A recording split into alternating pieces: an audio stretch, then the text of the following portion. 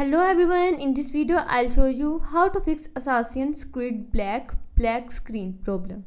Just follow every step as shown in video. Hope so this will fix black screen issues.